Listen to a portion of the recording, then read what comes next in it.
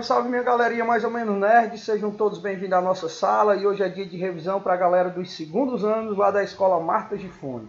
E o nosso assunto é exatamente sobre industrialização, onde nós vamos analisar aí a questão do processo inicialmente. Quanto ao processo, a gente viu que os países eles podem ser classificados com industrialização completa. Esse modelo de industrialização ele é típico dos países desenvolvidos, países que passaram pelas 3 revoluções industriais e que são independentes do ponto de vista tecnológico. O outro modelo é a industrialização tardia, que é típica dos países subdesenvolvidos. Esses países eles se industrializaram atrasados em relação aos demais, levaram séculos para se industrializar e são países que apresentam algum tipo de dependência tecnológica em relação aos países de industrialização completa. O terceiro modelo seria a industrialização planificada, que é típica dos países socialistas, países que apresentam uma economia planejada. O Estado, governo, é responsável pela organização dessa indústria. E esses são alguns modelos do produto industrializado nos países socialistas. A outra classificação é quanto à produção, e a gente conversou que ela pode ser de base e de bens de consumo.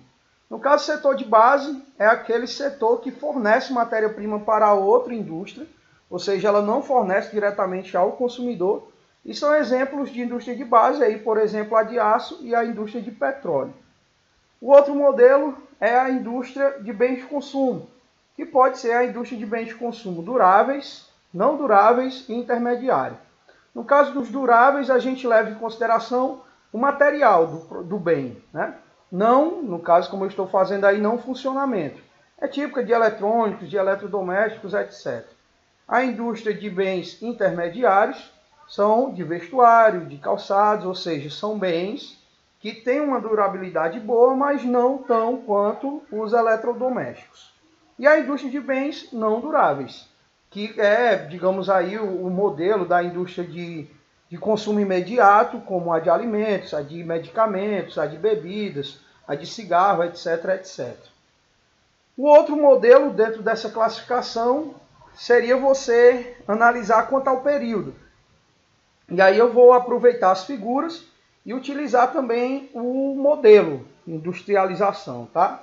Então, quanto ao período, ela pode ser de primeira, segunda e terceira revolução industrial, e os modelos eles vão se adequando de acordo com essas revoluções, que eu vou falar já já. No caso da primeira revolução industrial, nós vamos ter a Inglaterra como propulsora, né, dessa industrialização, o carvão mineral como principal fonte de energia e a indústria têxtil como destaque. Na segunda revolução industrial, nós temos Estados Unidos, Japão e Europa, tendo a energia elétrica como principal fonte de energia e a indústria do aço como o destaque nesse período.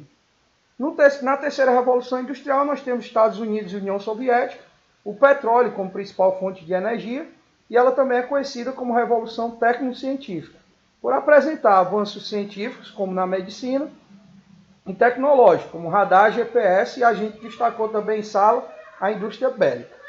O Taylorismo, que é típico, um modelo de produção típico da primeira revolução industrial, nós vamos destacar as etapas de produção, o controle do tempo e a exploração do trabalhador. No Fordismo, nós vamos analisar a produção e consumo em massa e o trabalhador sendo mais valorizado, com melhores salários, mais tempo para consumir. E o Toyotismo é aquele modelo da terceira revolução que emprega tecnologia de ponta, mão de obra qualificada e tem um sisteminha que nós chamamos de just in time, que é a ideia de você produzir de acordo com a demanda, ok? Então, lembrar que cada modelo de produção ele se encaixa dentro de cada revolução industrial. Passando isso, a gente vai para a indústria aqui no Brasil, e nós vimos que a industrialização no Brasil ela se divide por fases, na verdade 4 fases. Nós vamos começar aqui pela primeira fase, que é a fase de ausência. Ela é uma fase onde o nosso país, né, o nosso território, ele se acentuava dentro do setor primário, especialmente nas atividades de extrativismo, agricultura e pecuária. O modelo de produção era a produção tipo plantation, que tinha toda a produção voltada para o mercado externo, ou seja, era exportadora, monocultura, por exemplo, a cana-de-açúcar, e grandes quantidades de terra que daí a característica de latifúndio. A produção era artesanal e manufaturada. Ou seja, se usava, né, empregava algumas máquinas simples, mas que necessitava do homem para poder produzir. Segundo a DIT, Divisão Internacional do Trabalho, o Brasil ficou conhecido como produtor de produtos tropicais e seus derivados, como por exemplo o açúcar. Tá? A segunda fase ela é conhecida como a fase de implantação, pelo nome já dá para você entender. Ela começa em 1808 e ela é marcada pela chegada da família real portuguesa ao Brasil. Com a chegada da família real portuguesa ao Brasil, foi assinada a Lei de Abertura dos Portos Brasileiros, que vai dar a condição do investimento estrangeiro no território brasileiro, coisa que antes não podia. A principal característica é que o início dessa segunda fase ela é ruim, e principalmente por conta de 3 fatores. O investimento alto para ter essa produção mecanizada, a manutenção para manter essas máquinas funcionando e o mercado consumidor limitado aos escravos, sabendo que os escravos trabalhavam, mas não ganhavam nada em troca. Só no final, graças ao café, é que nós vamos ter uma industrialização favorável, que pega carona em algumas características do café para também ter sucesso. O primeiro são os lucros, levando em consideração que esses lucros, além de serem investidos no café, também foram investidos na indústria. Segundo, a infraestrutura, que criada para o café, também vai atender à demanda da indústria. E a mão de obra, que vinha de outros países para trabalhar no café e acabavam oferecendo mão de obra barata e qualificada à indústria. A terceira revolução industrial, na verdade a terceira fase, é a fase nacionalista, iniciada em 1930, onde nós vamos ter 3 pontos principais. A crise de 29, que vai causar a falência dos países que forneciam produtos industrializados para o Brasil. Como eles estavam falidos por conta da crise, esses produtos não vinham mais. E isso vai fazer com que o governo ele adote a política de substituição de importados, de industrializados, passando nós mesmos a produzir esses bens. Devido à crise, esse café ele vai entrar também em decadência. E aí a mão de obra, as pessoas que viviam nas fazendas do café, que dependiam dessa atividade, elas começam a migrar para a cidade, ofertando mão de obra abundante e barata para a indústria, assim também como aumentando o mercado consumidor. E o terceiro ponto seria o Vargas, o governo do Vargas, que vai investir pesado na indústria de base, sendo todas essas atividades estatais, e nas de bens de consumo não duráveis, principalmente a de alimentos, que vai ser uma indústria que vai receber altos investimentos com juros baixos e longos prazos para se investir nessa indústria. E a quarta e última fase é a fase internacional, que foi iniciada pelo governo do Juscelino Kubitschek, mais ou menos por volta de 56.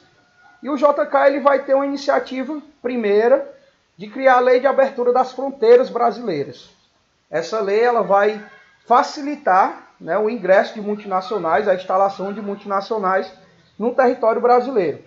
E as multinacionais, em primeiro lugar, que aparecem são a automobilística, e essa indústria automobilística ela recebe um outro incentivo do governo, como a criação de rodovias e a compra excessiva de petróleo e de combustível dos Estados Unidos. Esse início ele é bom e ele faz parte do que nós chamamos de plano de meta. Aqui eu vou consertar, viu, galera? Na sala eu coloquei 40 anos, mas na verdade era 50 anos em 5, consertem aí. E que criou um padrão de consumo e um poder de aquisição muito bom, que ficou conhecido como American Way of Life. Porém, no decorrer desse governo, os Estados Unidos vai elevar os juros do barril do petróleo, e isso vai fazer com que o Brasil ele entre numa crise econômica bastante séria, conhecida aí como década perdida, gerando desemprego e vários problemas econômicos. Galera, ficou corrido, mas é isso, é muita coisa. Eu espero que o vídeo ajude. Pega o material, estuda, dá um like no vídeo, compartilha, se inscreve e boa prova para todo mundo.